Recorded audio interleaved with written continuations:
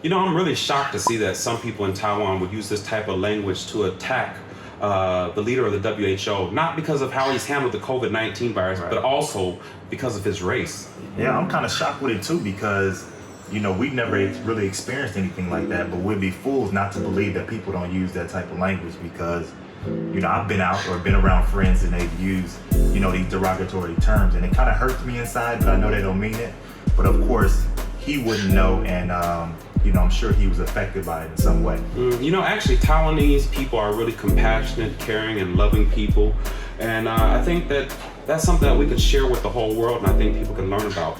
Yeah, that's the part of the reason why I fell in love with this country and decided to give up my citizenship is because of how caring and passionate they were and the safety that comes back from it. So this is a learning experience for all of us, especially, you know, when debating and rebuttal comes into play.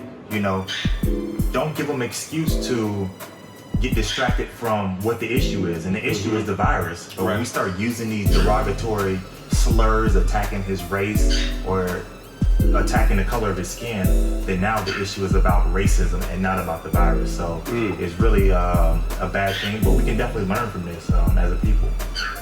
Now that we got that over, we need to let Mr. Tedros know about himself. Listen, you are the leader of the WHO, the World Health Organization. You have more things to be worried about. You can't be over here crying and worried about what somebody in Taiwan said about you and how they made you feel bad. Pull yourself together. This is about the COVID-19 virus and how serious this is.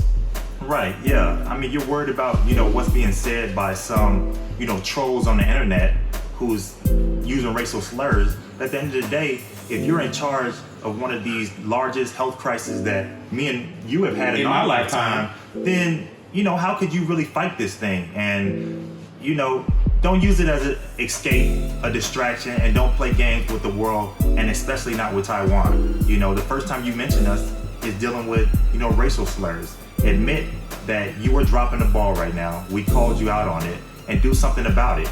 We're really handling this thing well. Right, exactly. Right, and if you really want to learn something, come to Taiwan and learn how we've handled this situation. Look how well we're doing. If you really want to learn something, come here and learn from us. Learn from the policies that we're enacting here and trying to help our island, our country become a better place. That's what you really need to do.